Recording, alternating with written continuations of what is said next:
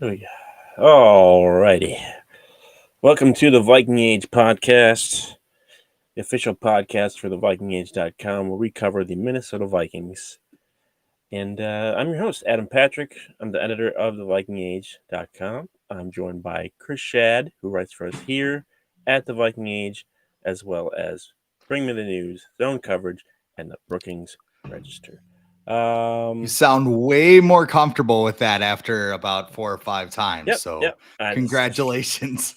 Rolls off the tongue now. If you're watching on YouTube, make sure to subscribe to this channel and like this video.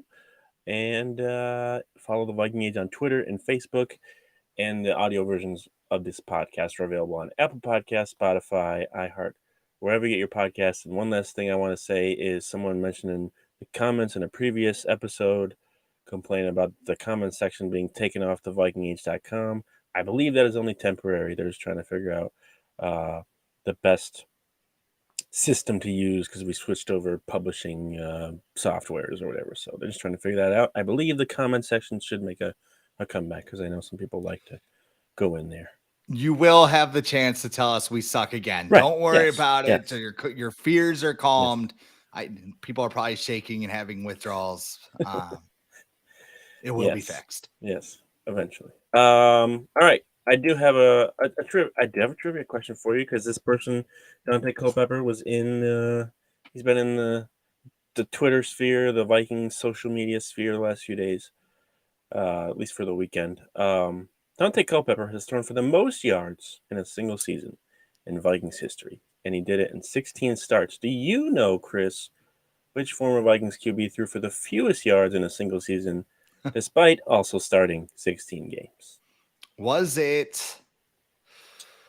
Oh man, I suppose it was probably like way back then because I'm thinking like Rich Gannon or Sean Salisbury, like at the beginning of the Denny Green era. Is it either of them? Has to be 16 starts. So I don't think either of them started a full season. So they split time. Right. So it's got to be someone who started the whole season, but they just didn't throw that much. Joe Cap. Nope. It is the one and only Christian Ponder. I probably should have included 14 games because that kind of eliminated everyone from like 79 and before.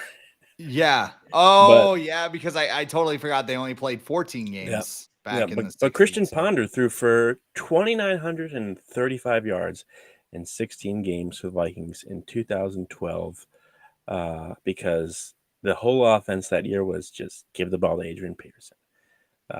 Do not throw the ball if you don't have to, Christian. Just give the ball to Adrian and get out of the way.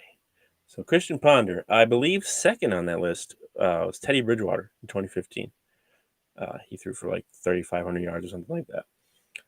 So the last two first-round quarterbacks selected by Rick Spielman, just amazing numbers. Therefore, we should never, ever draft a quarterback again. Okay. Therefore, whatever quarterback Rick Spielman likes or doesn't like, just go with the opposite. Like, yeah, just not a good track record.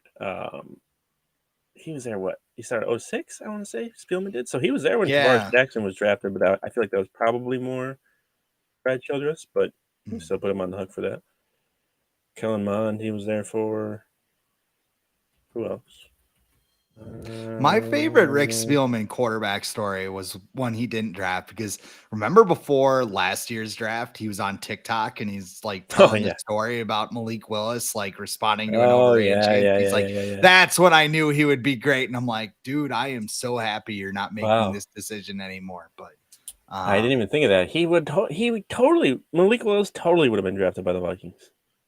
Absolutely. If Spielman was the guy. And if not the first round, the second round. And Mike Zimmer would have been like, this guy can't even throw. Lock him in the closet. Get this guy out of here. Why'd you waste a pick? I could have got a linebacker or something. God. All right. So a little while ago, before we went on the air, I guess, started streaming, the NFL owners approved of Thursday Night Football flex scheduling for the upcoming season. The National Safety League. So here are the requirements for a game to be flexed. which starts next season immediately.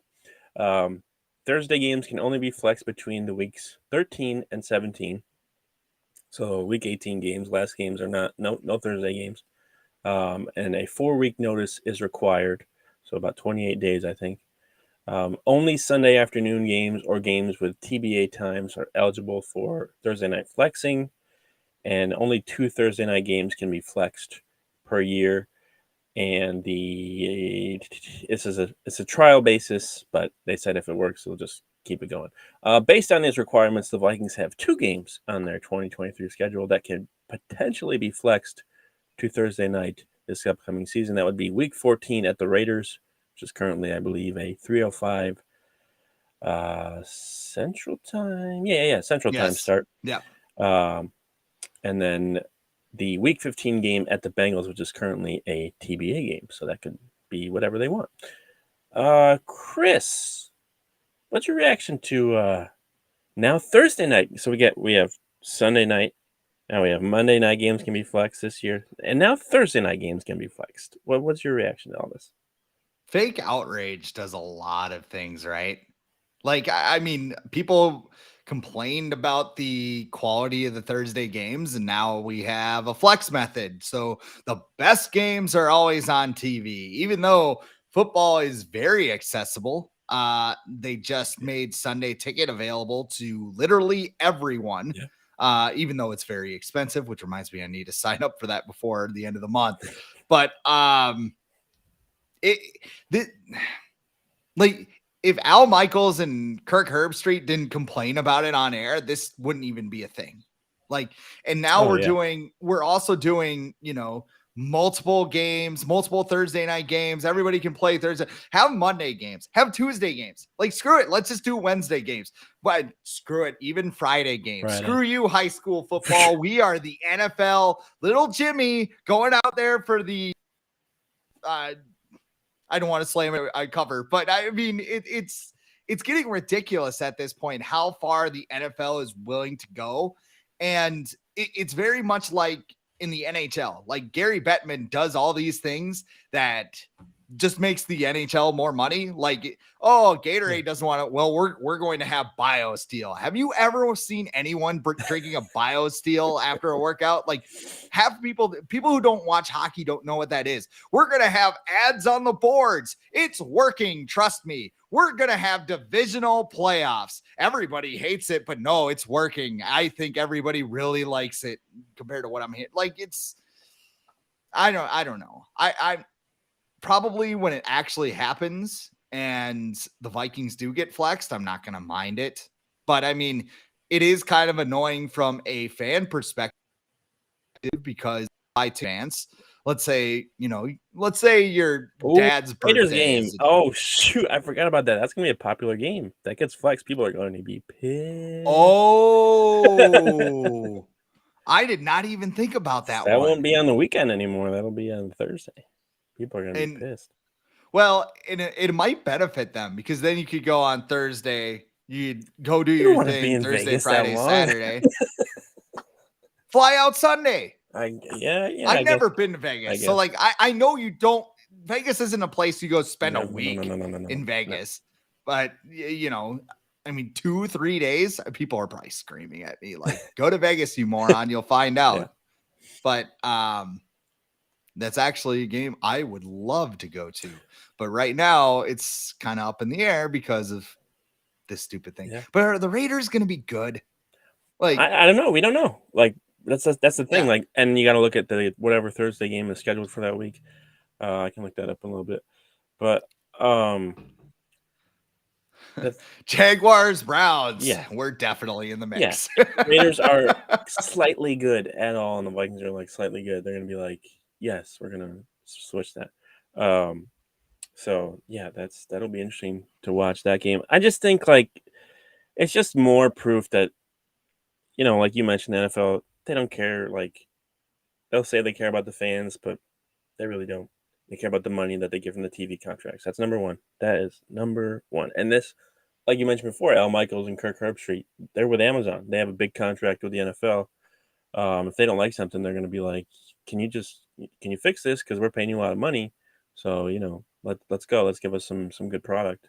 Let us get our money's worth. Because you listened to a broadcast last year with Al Michaels. He was just like, "Why am I He here?" needed a He's, complete he's just change like, of he's just like, blood. "Why am I Well, here?" it's his fault. Like, he took the bag instead of, you had one of the best broadcasting jobs on the Oh planet yeah, calling yeah, Sunday Night Football. They flexed good games there. They did everything else. And what, instead of, I don't know what the exact number, instead of like 5 million a year, you got 7 million a year. yeah. Like, did you watch Thursday Night Football? Did you understand what you No, were he didn't. signing That's up why for? Or he did thought you it was a just good idea. see the blank check? You're like, oh yeah, you're gonna pay me that much to call, and shoot, I'll do it. And there's like, why am I covering Browns Raiders games? Like the Jaguars Titans? Why are we doing this? Yeah, Like, yeah. It was.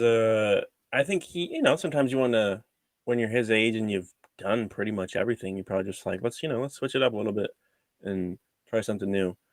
He tried, and I'm not so sure. I'm not too sure about like how much longer he's going to try, or even if I wouldn't be surprised if he wanted to go back to NBC. But I don't know what his contract will allow him to do. Also, that wouldn't be really nice to Mike Tirico, who's also good at his job. Um, but I just it also reminds us that the NFL doesn't care as much as they want to tell you about player safety. They don't care. Like, okay, so now you get 28 days notice or whatever. Okay, fine. But and these games, week 13 to 17, this is like the middle of the season when players are banged up, like they're in the worst shape of the season. Unless you're like Adam Thielen or whatever, who's in the best shape of his life every week. Sorry, had to do that. But like, a guy, I got some pushback on this a little bit on Twitter when I just tweeted out a little while ago about like a guy basically died on the field last year. And, what does the NFL do this year? They're like flex scheduling for Thursday night, even less time to recover.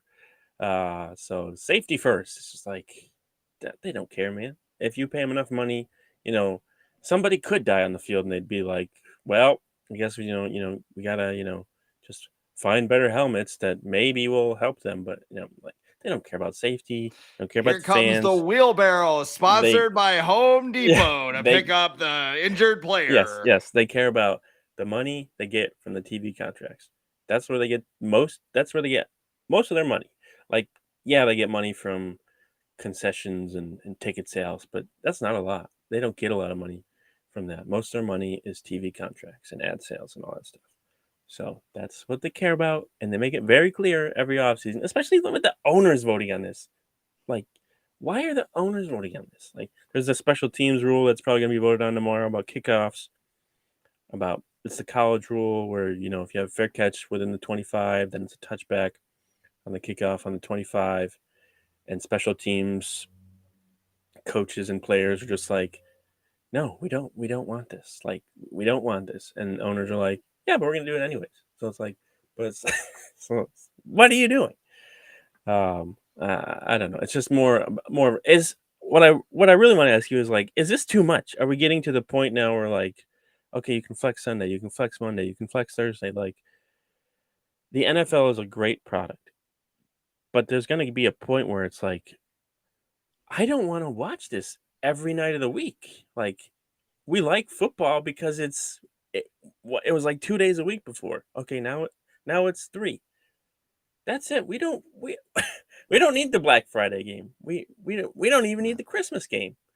Like, it's starting to get too much, and I think maybe the NFL will realize that, maybe cut back, but probably not. They're probably gonna be like, we're gonna do Tuesday night game next year, and it's just wherever the money is, they're gonna follow it. We're So gonna we're gonna have the Jaguars play 2 straight weeks in London. yeah, yeah. Just I don't know, just coincidence. We didn't plan that at all. Is it too much? Is it too much to you? Do you think it's gonna get to like a breaking point? I just worry about the quality of the games. Right, Like when right. like you mentioned it, the player safety is one thing, obviously, but from a viewer standpoint, you're playing those games in the final 4 weeks of the season. Like you mentioned, players need time to recover. You mentioned and I mean, 4 days to prepare for an opponent on a short week. It's like that banger of a game that you're going to have between the Bills and the Chiefs or whatever is going to decrease in quality by putting it on Thursday night. Yep. Because there's less time to recover. You might have teams hold guys out of those games. Oh, they're gonna. Like, somebody might tweak a hamstring, and honestly, it might even hurt the product the week before. Because I mean, if somebody's got an injury and he's kind of iffy, they're like, well, we got to play, let's say Stephon Diggs kind of tweaks a hamstring. He's feeling a little sore. Hey, let's hold you out of this Sunday game because we got to play the Chiefs on Thursday. Well, that drains your product on Sunday. Yep. And I do think it's a little too much. It's almost like flexing it on the same day is fine because everybody's got the day planned. Everybody knows, even baseball, they only move games like one day. They don't switch days of game. Basketball's the same way. This is switching games to different days. And I don't know. I don't like it, but again, like the players, our opinion doesn't matter. It's the owners who are sitting in their press box counting coins and touchdown. Well, you look at let's say the Bengals game gets switched to Thursday night. What if the week before Justin Jefferson hurts his ankle or something? He's not playing in that Thursday game, and he would be a primary reason why that game would even be on Thursday night, because the LSU connection and all that stuff, and he's not going to play. So what was the point of even flexing that to Thursday night? Because you're just, like you said, you're kind of diluting your product because you're not getting the best out of each team. And maybe the NFL will realize that, but I don't think they care about the product on the field because they're making the same amount of money regardless. They care about the product on the field. What they really care about is the product on the field in the playoffs, maybe a handful of games during the year, and the Super Bowl. Other than that, I don't really think they care. Outside of the quality of the turf in the Super Bowl, but that's another. Thing I don't even know if that's the NFL's fault. That's just the stadium, the Cardinal Stadium, whatever. It's the sod guy or the sod father's problem. He was on the way out, and he's just like, "All right, screw you guys. I'm just." But me at the garden center overwatering all the plants, just like I don't know. I don't like it, but maybe I don't know. Is it because we're older and we're like, but we don't need this. Just go back to Sunday and Monday. Thursday, I think, what was it back in the day? They used to have Thursday Night Football. Was it on TNT? A long time ago. Very long time ago. And then they were like, "Nah, this is stupid." So maybe they dusted it back off. Yeah.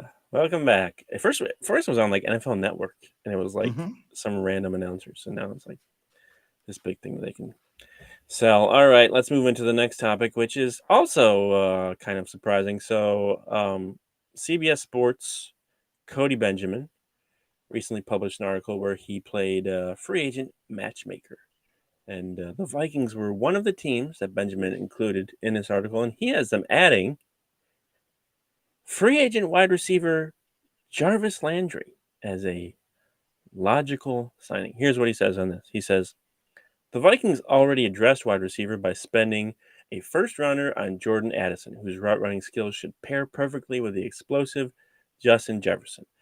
But Landry shouldn't cost much. If healthy, he'd profile as solid competition for KJ Osborne in the slot, especially as Minnesota potentially goes even more pass-oriented amid Dalvin Cook's uncertain future. Last season, Jarvis Landry appeared in 9 games for the Saints, and he had 25 catches for 272 yards and 1 touchdown. Would signing Jarvis Landry before next season make any sense at all for the Vikings? No. No, it wouldn't. This is... I'm not going to slam the writer, but I mean, you and I write enough articles where sometimes you're just like, okay, I need 5 because you have 4 and what's the joke? 3 sounds like less than 4, but 5 sounds like more than I don't know. I don't know. It's some radio show I don't listen to anymore, but okay. like Landry, like look at the Vikings depth chart. You have Justin Jefferson as the one. You have Jordan Addison as the second option. You have the third option, KJ Osborne. I'm blanking on his name. Then you have Jalen Naylor, you have Jalen Rieger and whatever. I don't know what the difference is between Jarvis Landry and Jalen Rieger, except for that Rieger is a little bit older. What you covered your No, I was agreeing with you. Yeah, I mean, there's no difference between the two, and the other one's going to cost you more money. The other thing is Jarvis Landry good? Like he had the one big season in Miami, then he lands in Cleveland, and he's like, me and OBJ going to take over the league, and that didn't work out. Maybe because of the quarterback, but still, what are you doing here? Like, I don't see. This is like the annual signing a random veteran receiver, like when they signed Kendall Wright, when they signed Tajay Sharp, who they get last some year? other receiver from the Titans, probably, because apparently I'm on that kick. Albert Wilson last year. Albert Wilson, yeah, like that's basically what it would be, and you'd bring him to camp and you'd Jordan have Taylor. him compete and whatever, and it would be a giant waste of time. I would rather have those reps for the younger players. I would rather see Jalen Naylor get an opportunity as the wide receiver 4. And I know we're talking about depth. Like if Jalen Naylor is up to the 3, if somebody ahead of Osborne or one of the top 3 receivers gets injured, then you're looking at probably a problem. But I mean, I just don't think Jarvis Landry has it anymore. So I just don't think that's a prudent signing. And here's the other thing too, like everybody's kind of obsessed about Kwesi Adolfo-Mensah clearing out cap space and getting rid of people and whatever. Kwesi does not have to spend to the cap before the beginning of the season. It's not like a you use you lose situation. Yeah. You don't use it, you lose it. Think about the trade deadline. Like we have one season to go off of, but last year at the deadline, Kwesi was very active to get TJ Hawkinson at the deadline. By saving that cap space, you give yourself flexibility at the deadline. If there is a player that you like that has long-term viability, that you can go get that player. So to burn, I don't even know how much Jarvis Landry would make to burn like $4 or $5 million to your cap just to have a better wide receiver 4. It doesn't make sense. Yeah, I don't even know if he would get that much because he had 25 catches last year. He's not the Jarvis Landry that he was even a few years ago. Like, let's see, 2019, he had 83 catches, 1,100 yards, 6 touchdowns. So that's pretty good, but like that was 4 years ago, and he's over 30 now. The Vikings just got rid of someone like that, and Adam Thielen. So why would they do that? And signing someone like Jarvis Landry doesn't even really it goes away from what the Vikings have been doing all offseason, which is kind of, regardless of whether Dalvin Cook stays or goes, they're just gearing more towards running the ball, at least more efficiently. So even if they lost Dalvin Cook, I don't think they wouldn't be like, oh, we need more wide receivers because we're going to pass the ball more. No, I think they have a plan in place no matter what, no matter who's back there, and they're going to go with that. And yeah, who's like KJ Osborne, better option than Jarvis Landry. Jalen Naylor, at his age and his upside, still better option than Jarvis Landry. Jalen Reagor is the one I think you could argue because just he's not good either. So but you're not gaining anything by replacing him with Jarvis Landry, I think. And then the other thing is, all the guys on their roster, they know the offense. They're in the second year of that offense. Jarvis Landry comes in, especially right now, May or June or whatever. He's got to learn that offense. So that's one thing. Another thing holding him back. Like, I don't think it was a good. Maybe you want to sign a veteran receiver. I just think Jarvis Landry probably wasn't the right one. I like the thought. I like the idea because of the depth. Because KJ Osborne, yes, he's been solid, but if Jefferson or Addison gets hurt, KJ Osborne's your number 2. And I don't know if you want that or even go beyond that. Jalen Naylor is your number 3. And I don't I don't know about that. So I like the idea, but not the player, especially not of his age. But I really don't even know what receivers are even out there right now. Because if you're out there still, there's probably a reason that you're out there. But Since the Vikings do have a little bit of spending money because they cleared some up by trading Zadarius Smith, and who knows after June 1st if they can have even more, they make a move with Dalvin Cook or they keep him. Which position group, if they were to sign a free agent, which position group should they attempt to improve with a free agent signing this offseason? I'd say it's corner right now. I know they drafted a couple of players.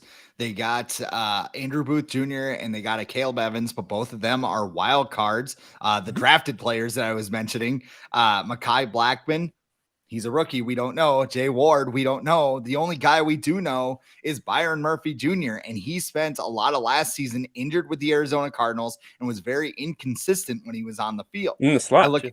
I look at a guy like Marcus Peters, who Yep, is yep. a potential fit here.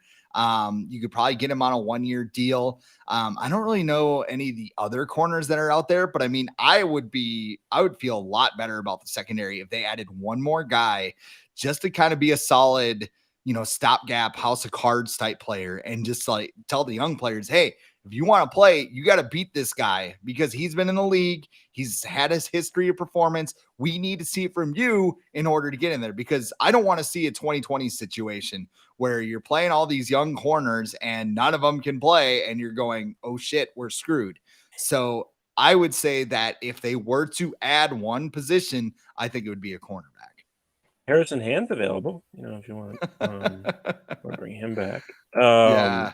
Yeah, Marcus Peters is probably your best option going forward. William Jackson is another guy. I think he played with the Commanders and the Steelers recently. Ronald Darby, Bradley Roby, Eli Apple. No thanks. Kyle Fuller, Artie Burns. Like just guys. And I believe Schad Breeland's still available too. Who knew? yeah, he's gonna stay available. Yeah. Akello Witherspoon, I think, is about to be released by the Steelers. We just had a writer on the Vikings write about that and how he should consider it because he has the Brian Flores connection because he's with the Steelers. So maybe that's something to pay attention to. I would say offensive line. I know Dalton Reisner is the guy that a lot of people. He's the J.C. Treader of this offseason, where people keep bringing him up and be like, just sign him because he's got a connection to the Vikings offensive line coach and they need guard help. If you ask the fan base, not according to the Vikings. But, if you look at Ed Ingram or Ezra Cleveland, they could easily bring someone in and compete with one of those. I don't think Chris Reed's really going to pose a threat to either one of those guys, but I just feel like one of those two needs more competition. Well, even if it's not competition, what about depth? Like we saw the interior offensive line get decimated by injury toward the end of the year. Why not sign a backup center? Why not sign a backup guard that you can rely on? I mean, Chris Reed didn't even know the snap count when he got into the game, which that was a really weird situation. What game was that? That was the Green Bay game, wasn't it? Like, because Schlotman broke his leg. Bradbury was out with a back injury. Oh, yeah, that was like and they the had to first say, series. all right, go in there, buddy. Like, you got this. Even at tackle, too, you kind of have some questions there because Brian O'Neill's coming off that partially torn Achilles. I would like to see some depth along the offensive line. What about the defensive line as well? Yeah. Like I've mentioned it before, like if we're talking about competition, add a guy in the middle. Because right now, I could not tell you who is starting at defensive tackle for the Vikings right now or at right end. I write about the Vikings. I have no idea. I think I saw that Ndamukong Suh still wants to play, and he'd be interesting just to keep an eye on him. Who did he play with last year? Oh, the Eagles. The Eagles. So, and Linval Joseph, he seems like he still wants to play. He played last year. That'd be someone. Everyone loves Linval. Yeah, I would be fine with either of those. Wide receiver is just doesn't seem like a priority to me right now. Just low, especially after the drafting of Addison, who looks really good against nobody in practice. By the way. Well, and you heard Kevin O'Connell too. Like he was like euphoric when they got Jordan Addison. He's like, "That's a day one starter, man." Oh, that's those videos. Day one starter, yeah. So I don't know if he was just like cheesing for the camera or what, but yeah, I liked some of those videos, the reactions, and it showed that the Vikings could have traded out of what was it, pick 23. They had someone who was interested. Mhm. I want to say it was the Giants or the Jaguars. Um, and Kwesi was just like, nope, don't like it, and they just stayed and took acid. So that's that. The last thing I wanted to touch on was mentioned him in the beginning, Mr. Dante Culpepper, and he has been in the minds of some Vikings fans recently because PFF recently did an exercise where Sam Monson picked a legend from every NFL team's history to help out the current roster today. That's important to keep in mind. It's to help out the 2023 roster. For the Vikings, Monson replaced Kirk Cousins, but not with the quarterback that some might be thinking. No, he did not pick Fran Tarkenton. Instead, he picked Dante Culpepper as the Vikings legend he would most like to see play with the team's current roster. Monson explained himself in this way. He said, much like Michael Vick was a player outside of his era, where they don't really know what to do with him, he said, I want to see prime Dante Culpepper in this offense. In the modern era, knowing what they can do with a quarterback, they can outrun people and run over linebackers. Did Monson and PFF, did they make the right choice with this pick? I think I don't know if it's the right choice. I mean, I would love John They're Randall wrong. on this. I would love John Randall on this defense right now. Yeah, I that would would be my love choice. Antoine Winfield on this defense right now. Um, I Prime Xavier Rhodes, sure, give that to me. I think a lot Yeah. of people kind of got triggered with the whole legend Yes. monk here Yes. because Dante Culpepper's not in the Ring of Honor. Um, Yep. Dante's kind of like a folk hero in Vikings history where, it's like the South Park member berries episode, where they had all the member berries and like they're all like, member Chuba, like they're just talking to Viking fans, like, member Dante? I love Dante. Dante was awesome. And you just house one. Um, Dante has a space for me as a fan because he is just awesome when you look back on it. And Mhm. especially now because more teams are taking quarterbacks like Dante Culpepper, a big, strong guy with a huge arm that could run around and Anthony Richardson. plow. Yes, that's exactly who it is. Like people like Anthony Richardson because he reminds them of Dante Culpepper. And when it comes to this year's team, I would take a guy like Dante Culpepper on this team because it would be awesome. Like people forget how good Dante Culpepper was in 2004 without Randy Moss. His number one target was Nate Burleson, and he played with a defense that was absolutely atrocious. I don't remember the actual ranks, but he was winning shootout after shootout after shootout, and he single-handedly willed the Vikings to, I think it was a 9-win season. They go to Green Bay. They beat them in the Moss Moon game. Like 2004, Dante Culpepper was an absolute beast and one that could overcome any shortcomings. Right. Yeah, except for his small hands. Yeah, that's genetics though, They were 8-8. The Vikings defense was 26th out of 32 in 2004. And Culpepper, yeah, he threw for 4,700 yards, completed 69% of his passes, threw for 39 touchdowns, only 11 interceptions, sacked 46 times. Jesus. Yeah. Um, Could you imagine Kirk Cousins if he got sacked 46 times? and he also rushed for 400 yards and 2 touchdowns. So he is Jalen Hurts before Jalen Hurts. He is whatever Anthony Richardson potentially becomes before uh, uh, he becomes that. You were wrong about Nate Burleson leading the team in receiving that year. Do you know who had the most catches on that team? Was it Kelly Campbell? Nope, he had 19 catches. So Nate Burleson, Tight was it end. Moss? Oh, tight end. Byron Chamberlain. Nope, a little later. Jermaine Wiggins, Oh, I thought he was like I a thought he Farad was guy. a Childress guy. But I got him confused with Vishante Shenko. Yep, So 71 Jermaine catches. Wiggins. 71 catches in in 2004 for Mr. Jermaine Wiggins. Nate Burleson had 68 for 1,000 yards, nine touchdowns. Randy Moss still had 13 touchdowns in with one 2004 leg. with 49 catches. So like a quarter of his catches in 2004 were touchdowns because he's just good like that. Yeah, I would go with you. I would say he would be good for this team, but I would rather probably have like John Randall or even like a Paul Krause. Like you go way back. Oh yeah.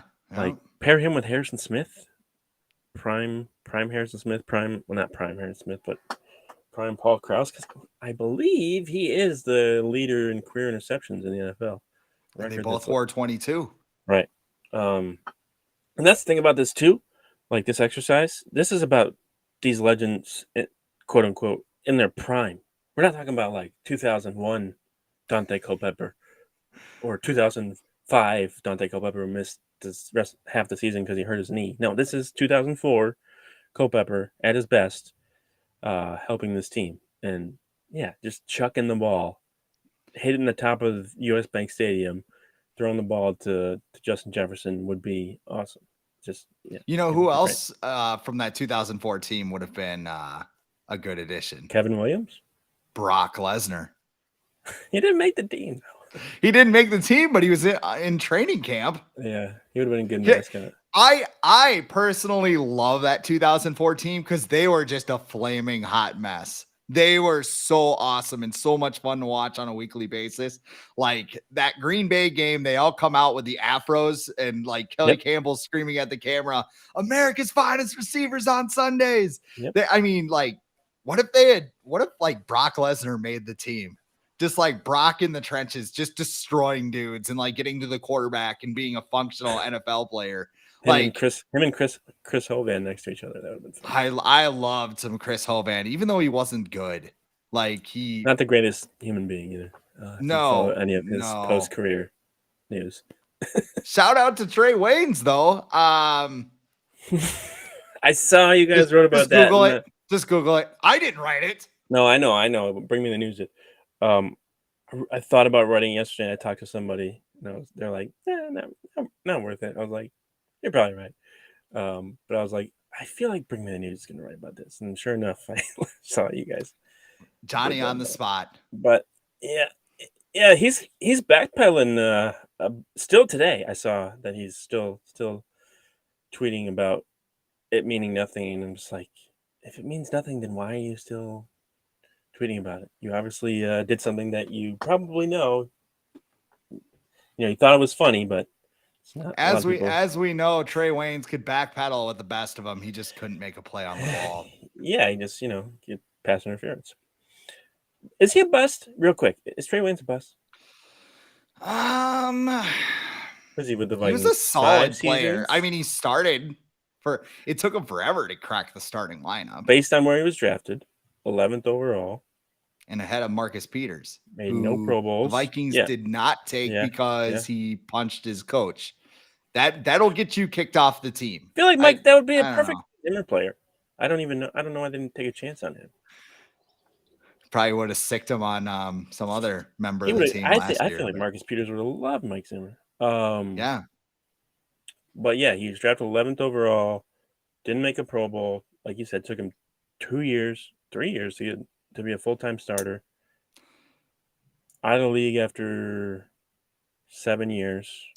I wouldn't say he's the biggest bust in Vikings history. There's far more qualified people for that, but I'd put him as a bust based on what his expectations were and how small or how short he came of meeting those. For sure. Yeah. Yeah. Can I steer this back to one more question about the Culpepper thing? I have one more question. Oh, go ahead. Fire away. I was just going to ask you if he's a Vikings legend. Not NFL legend, but a Vikings legend. I think I kind of answered that with the whole member berries thing. He's one of those players. Is he a Ring of Honor guy? If he's not in there yet, I don't. If Jared Allen, who retired like 10 years after you, is going in, I don't think Culpepper's going in. like I said, I think he's just one of those players where you're sitting around having a couple beers with some friends and you're like, dude, I love Dante Culpepper. My thing is, it always turns weird when Dante gets brought up because like people immediately get defensive about Kirk Cousins. Like, oh my God, wait, Kirk Cousins, you don't like Kirk Cousins? Why, Dante? You mentioned his small hands. Dante's not checking it down with his 9-inch hands or whatever they are. He's throwing the ball down the field. And I think that's to his detriment sometimes. yeah. But I mean, it was but at least the playbook. Was he gonna? Would he throw to TJ Hawkinson on what's going on over there? I don't know. I got the window open, so I think there's some people like. Would he have thrown to TJ Hawkinson on 4th and 8? No, he probably would have ran the ball or just thrown an interception. Probably actually. I think he could be a Ring of Honor guy during a year where they're like, hey, we need someone for the Ring of Honor. We don't have anyone this year. Like, what about Dante? Well, it's not like the Wild Ring of Honor where they're just gonna put in like rando people from way back when, but or they do like a 30-year anniversary of like the 2000 NFC championship team. I don't know why you want to celebrate that. Because he got blown out. You talk about everything except for the NFC championship. Yeah, like these guys were great. 2017 would be interesting too if they just had like a reunion of the Miracle. They're gonna do that. They're gonna. I think so. Like they'd be dumb not to. Here's Stephon Diggs and you can't really. Can you celebrate the Randy Moss moon game? It's funny for everyone now, but I don't know if they would hold a whole ceremony to be like, oh, remember this? Remember when? Did Randy Moss get fined? I feel like he got fined for that. I think he got fined for everything. He was the I'm just here so I don't get fined guy before Marshawn Lynch. For sure. But yeah, in my mind, growing up, being able to watch him, to me, he's a Vikings legend, just Vikings specifically. And legend can be a loose term because you look at guys who just played well in their careers who don't play anymore, you can call them a legend. They don't have to be a Hall of Fame caliber to be a legend to me. Because I feel like, let's say Stephon Diggs retires in a few years. People are going to maybe refer to him as a Vikings legend. Because he was at first, especially with the Miracle. Adam Thielen. think just based on that play, he's a Vikings legend. Yeah. Adam Thielen. He's going to be a Vikings legend. He's not going in the Hall of Fame. He's going to be a Vikings legend. So, like, yeah, I would still consider Dante to be a Vikings legend. Not an NFL legend, but a Vikings legend. Just what he was able to do in his career. That's going to be it. Did you want to weigh in on you did weigh in on the Percy or Thielen debate in their prime? Who would you rather have? Yeah, I for those who missed it on Twitter, which you can follow me at the real Chris and on the Viking Age, I put it on the Viking Age Facebook and the Twitter account too, so it's everywhere. Yeah, I basically just said I think Adam Thielen's the better pure receiver. So if you're looking for that, Percy Harvin was just more fun. And I think he'd be a blast in today's NFL, the way that some, offensive genius Kyle Shanahan uses Deebo Samuel. He was use him like Deebo before Deebo was a thing. So for sure. Yeah. I'm sure for my entertainment, give me Percy Harvin. Yeah, a lot of people said for one game, Percy, no doubt. Whole season, Thielen, just because injury-wise and everything like that. Although Thielen had some injury woes towards the end of his career. He did. I guess you mentioned in their prime, correct? Yeah. Yeah. What would Percy's prime be? His first year? 2012 Percy was pretty damn good until he got hurt. Right. But that was the story of his career. Right. Like he had MVP. Yeah, I know. That's why people in the year in the replies would be like, "Oh, Adam Thielen, easy." I'm like, Adam Thielen was never in the conversation ever for MVP ever. Justin Jefferson was this past year, and people forget Percy Harvin. Like that first half of the year before he got hurt, he was in that conversation. It was very early, but he was in there. Like So we were talking about that Christian Ponder season being the least amount of passing yards. I bet you like half of them were to Percy because he would check it down and Percy would be like, all right, 10-yard gain. Here we go. It'd be a screen. Like and that's why he got banged up. It'd be a screen. He'd make 6 people miss. And I just love watching Percy. And people were this all started because I think I did like a quote tweet thing or whatever. It was like your 4 favorite wide receivers you watched in your lifetime. And I put Percy Harvin, Randy Moss, Stephon Diggs, and Justin Jefferson. People were like, "What? You don't have Chris Carter?" And I'm like, I like Carter. He's very good. Obviously, he's in the Hall of Fame, but I just enjoyed watching Percy Harvin more. And I really enjoy the people in the replies to that who were like, "No, you're wrong." I'm like, I'm wrong about my favorite receivers? Like, okay. All right. So that was it's not a ranking. It's just just who did you me. like? That's what I like. Yeah, like Stephon Diggs. He's not the best Vikings receiver or receiver I've seen in my lifetime, but I just enjoyed watching him and the way he plays the game and everything. So yeah, those are my 4. But let's get out of here. We got what's Night of Champions coming up next weekend? This coming weekend? Yeah. And Well, is it Saturday? Noon Saturday morning? pay-per-view action. Yeah. Our I don't know, man. is Sammy and KO making the trip? Are they making the trip to Saudi? They're gonna get beat up before they get to Saudi Arabia. By what is it? Imperium, and then it'll be Imperium versus something like that. Roman and Solo. I think it's a very good card. Yeah, it is. I'll probably wind up watching it if I don't have anything better to do. But yeah, I mean, I think basically here's what I think happened. Here's your wrestling talk as everybody locks off. But WrestleMania was such a high, and then everybody just expected it to just continue at that level. Yep. And then it's kind of just been but I mean, eventually, like it's like a roller coaster, right? You go low, and I don't think anything's been like bad, but I mean, it'll start to ramp up in the next couple of months because they have SummerSlam. And I think it's going to involve Jey Uso and Roman Reigns at SummerSlam, which yes, please. Or the Usos together against Roman and Solo, if that thing's still going. That would be that could be another possibility. If it gets there. I don't know. At some point, Roman's got to defend that belt again, but now they have the World Heavyweight Championship. He doesn't have to. He can just hold on to it for next WrestleMania. That's all you have to do. Just no defenses all year long. It's the way to go now. That's all the rage. Part-time contracts, baby. All right, let's get out of here. If you're watching on YouTube, make sure to subscribe and like this video. Follow Viking Age on Twitter and Facebook, and the audio version of this podcast will be available in the morning on Apple Podcasts, Spotify, iHeart, wherever you get your podcasts. But until next time, Chris and I will talk to you later.